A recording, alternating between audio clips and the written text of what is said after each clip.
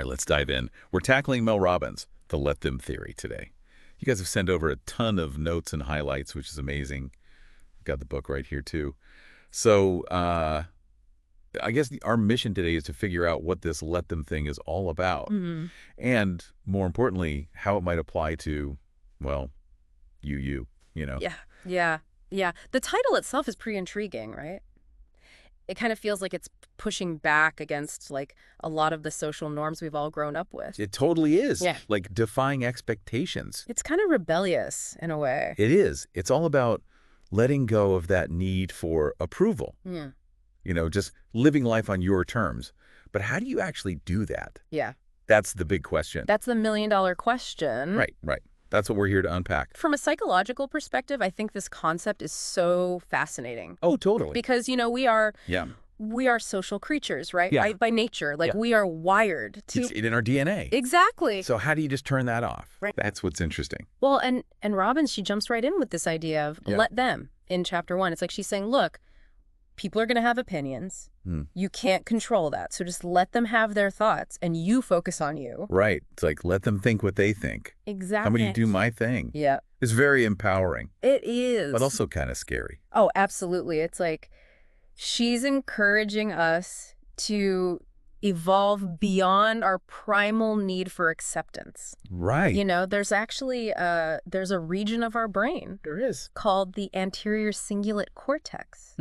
And it actually lights up. Oh, wow. When we feel social rejection. Really? Yeah. And back in the day, like think way, way back. Caveman days. Exactly. Being ostracized from the group can literally mean death. Right. That makes sense. So this reaction, like it was vital for survival. Right. But now... Not so much. Not so much. So basically, it's not our fault we're so sensitive to judgment. Yeah. It's like our brains are still... Playing catch up. Exactly. Playing catch up with modern society. Yes. And knowing that, like just knowing that piece of information can actually help us start to reframe how we react to those feelings of like, oh, I care what other people think. So there's hope. There is hope. Our brains can evolve. We can train our brains, absolutely. That's good to know. Yeah, and Robbins, she really dives into that whole WHY. Okay. Like Why we're so obsessed with what others think in chapter 2. Okay. And as you mentioned, a lot of it is tied to that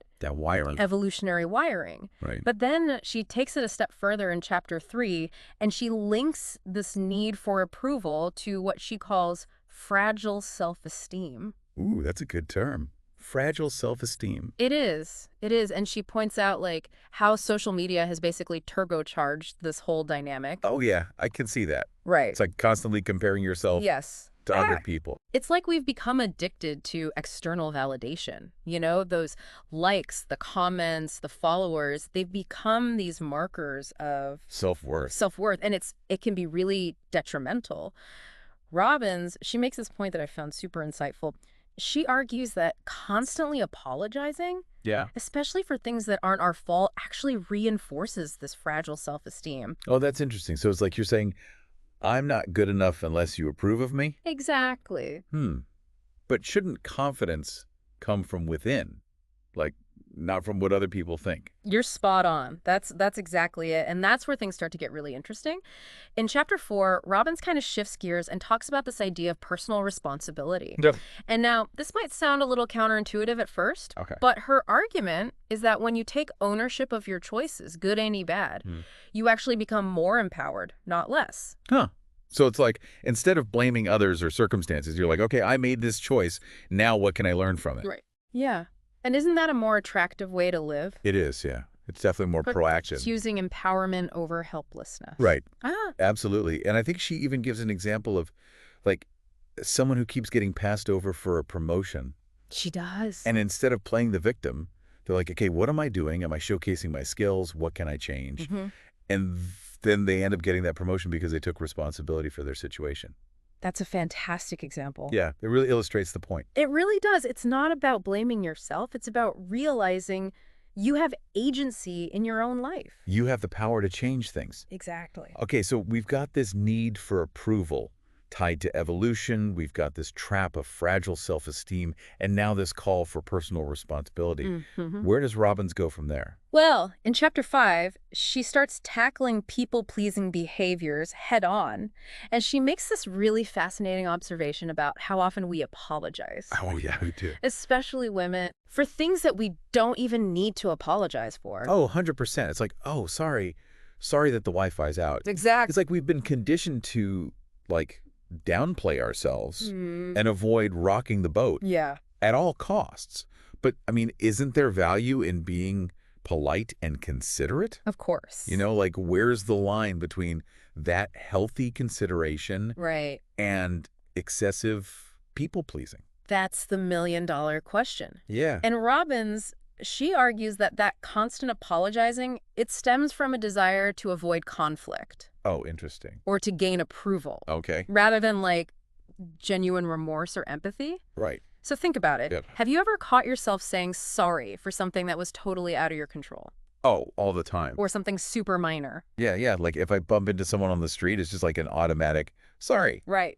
It's Exactly. like a reflex. And that's where the problem lies, right? It's reinforcing that we need to constantly seek validation from others To be okay. to be okay. Yeah. Okay, so if we're not supposed to be people pleasers, like what is the alternative? Right. How do we break free from that? Well, that's where Robbins introduces this idea of the inner rebel in chapter 6. Oh, okay. And before you picture like someone with a mohawk and a leather jacket, I was just thinking that. yeah, she's not talking about like being a rule breaker just for the sake of it. Right.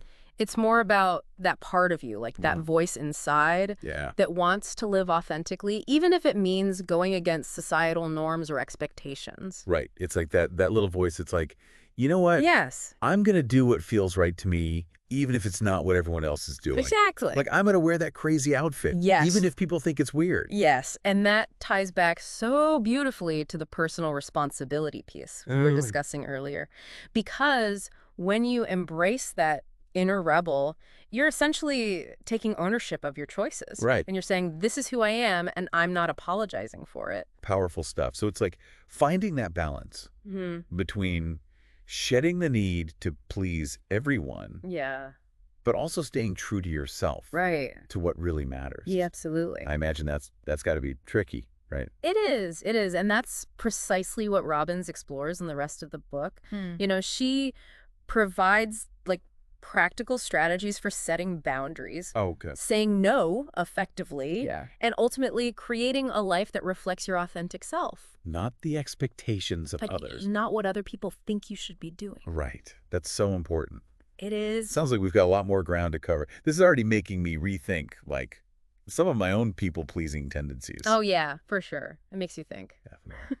Let's take a quick break, and then we'll dive into the second half of the book and see how Robbins brings all of this together. It's interesting, you know, we often see like saying no as this negative thing, right? It does feel kind of aggressive sometimes. You know, almost like rude or something. But in chapter 9, Robbins totally flips the script. She presents saying no as, get this, an act of self-respect. Ooh, I like that. Yeah. Self-respect. That's way better than feeling rude. It is. I always get so hung up on, like, disappointing people. Right. Or, like, coming across as mean. Yeah, yeah. But if you think about it as self-respect, that's a game changer. It is. So how do you think, like, reframing it like that, how can that actually help us get better at saying no? Well, I think for one thing, it takes the focus off of the other person's reaction, you know, and it puts it back on what's right for you. Oh, that's good. Yeah, it's about honoring your own needs and limits. Yeah. And Robbins even argues that a well-placed no can actually be a form of respect for the other person, too. Really? How so? Because when you're overcommitted and stressed, Oh, yeah. you're not really showing up fully True. for anything or anyone. So by saying no to those things that kind of drain you, you're freeing up energy to give your best to the things that truly align with your values. Okay, yeah, that makes a lot of sense. Yeah, It's like be intentional with your yeses so they actually mean something. exactly. But, you know, I know a lot of people, myself included, we struggle with that guilt. Oh, the guilt is real. That comes with saying no, right? Big time. Like, oh, I should be able to do it all. I should be able to help. I should be able to please everyone. But Robbins dives into that in the book, too. What are some of her tips for dealing with that guilt? Yeah, what does she say? Well, she emphasizes, like, being clear and direct with your no, but also kind and compassionate. Okay. So instead of like a vague, maybe later, which kind of leaves everyone hanging, Yeah. try something like, I really appreciate the offer, but I just can't commit to that right now. Right. That's so much better. It is. It's like setting those boundaries, but not burning bridges. Exactly. It's assertive, but not aggressive.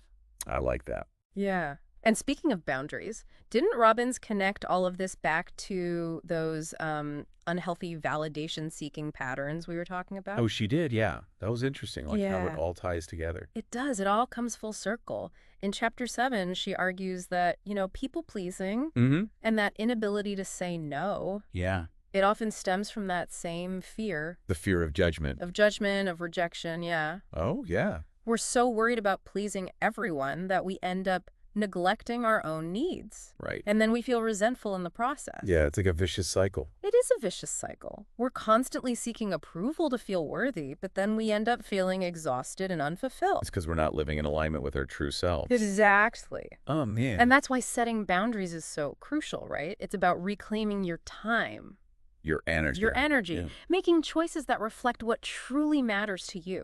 Not to everyone else. Not to everybody else. Right.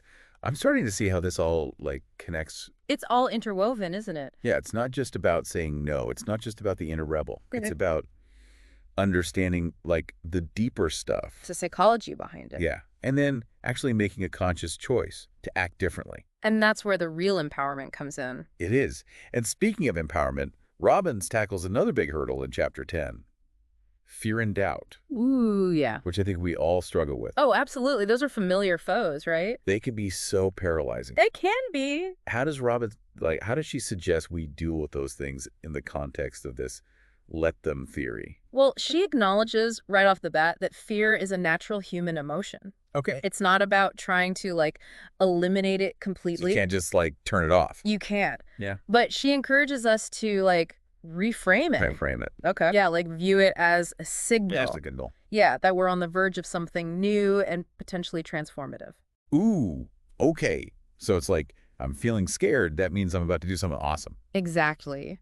There's this study published in the Journal of Personality and Social Psychology, Mm-hmm. and they found that people who viewed stress as a challenge rather than a threat Oh, interesting. were actually more likely to perform well under pressure. So it's not about pretending you're not afraid. Right. It's about changing how you interpret that fear. Exactly. And using it as fuel to push you forward. I like that. That's very It's empowering, right? empowering. Yeah. It's okay, I'm scared. B-U-T. But I'm going to do it anyway. Yeah, I'm going to harness this energy. Yes.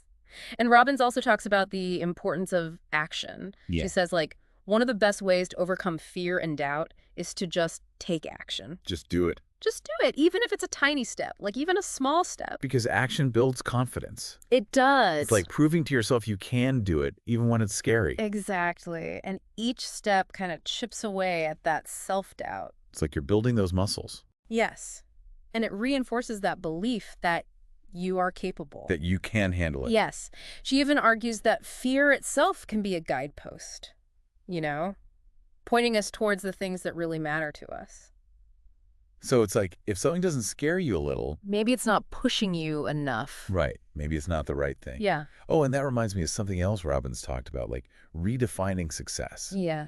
She really challenges us to, question those conventional markers of achievement. She does. Right. She really does. In Chapter 8, she argues that we've become so focused on those external measures of success. Money, status, all that. Yeah, all that stuff, that we've lost sight of what truly brings us joy and fulfillment.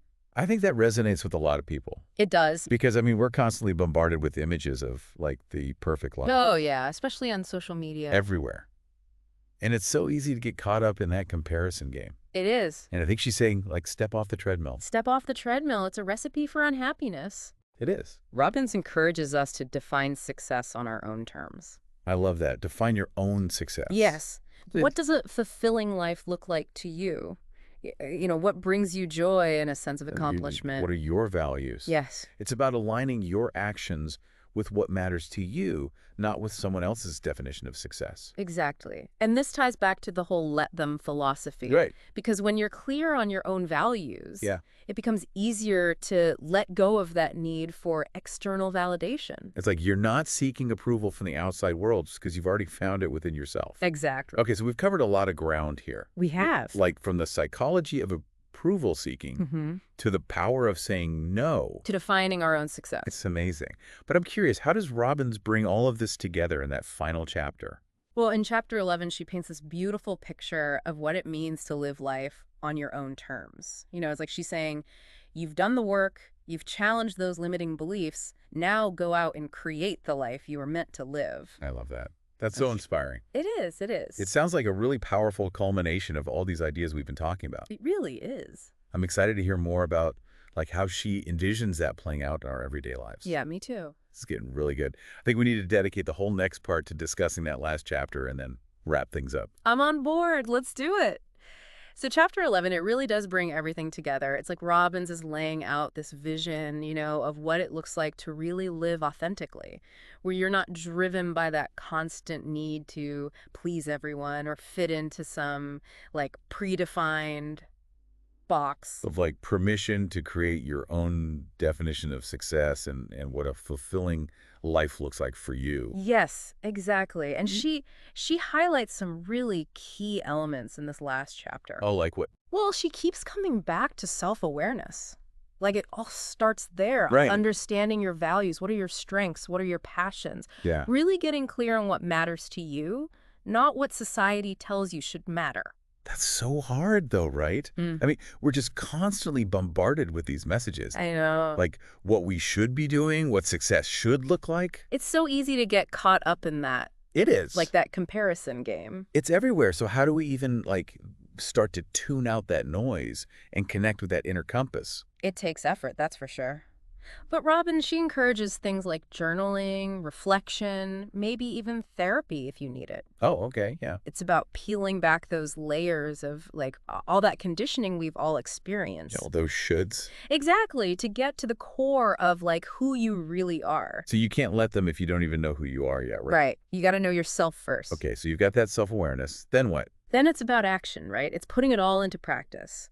Setting those boundaries, saying no when you need to, going after the things that really light you up. Even if people think it's weird or judge you. Exactly, regardless of what anyone else thinks. And she reminds us it's a journey, not a destination. Not a quick fix. Not a quick fix, no. There'll be times when you slip up, when you fall back into old patterns. Oh, absolutely. Like I can already see that happening for myself. It happens. You know, those fears and doubts, they creep back in. Oh, yeah. But the key is to just keep practicing, to keep choosing yourself, you know, keep moving towards that authentic life that you've envisioned. Keep going, basically. Yeah, keep going. Progress over perfection. That's so important because it's easy to get discouraged, right? When you mess up or it feels like you're not making progress fast enough. It is.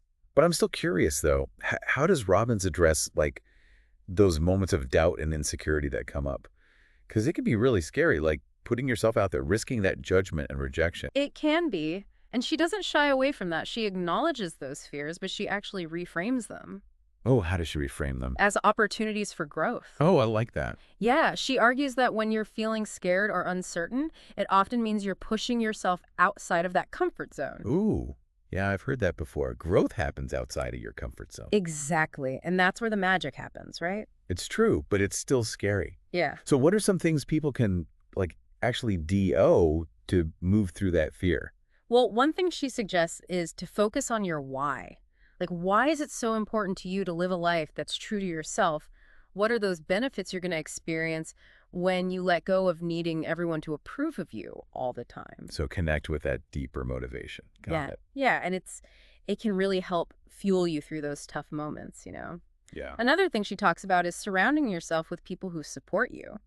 Oh, yes. Your people. Exactly. Having that community, those like-minded folks who encourage you to be your true self. It makes a huge difference. It really does. It's about creating that space where you feel safe to express yourself without being judged. Okay, so mindset, support system, and then what was the other thing? Oh, action, right? We talked about that. Yes.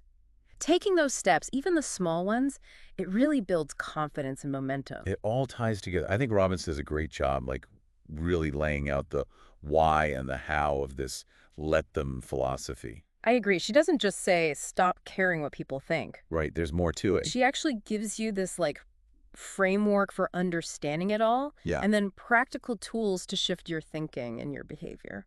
It's like she's giving us a roadmap, a guide. Yes, to personal liberation. Ooh, I like that. Personal liberation. But if you had to like boil it all down to one key takeaway, One key takeaway. what would it be? I would say you have the power to choose how you respond to the world. You don't have to be stuck in those old patterns. You people pleasing, the validation seeking. Yeah, all of that. You can choose to live authentically, even if it means letting go of needing to please everyone. And who knows, maybe you'll find even more freedom and joy than you ever thought possible. Maybe you will. That's a beautiful message to end on. It is. So wrapping up our deep dive into the let them theory, we've explored a lot. We have evolution, self-esteem, boundaries, Taking responsibility, embracing that inner rebel, reframing fear, defining success on our own terms. creating a life that's truly authentic. It's been quite a journey. It has, and we hope you found it valuable. But remember, this is just the beginning. The real work starts when you put all this into practice. It's time to go create that life you've been dreaming of. Exactly. So until next time, keep diving deep and exploring what it means to live a life true to yourself. And as Robbins would say, let them and see what happens. Beautifully said. See you guys next time.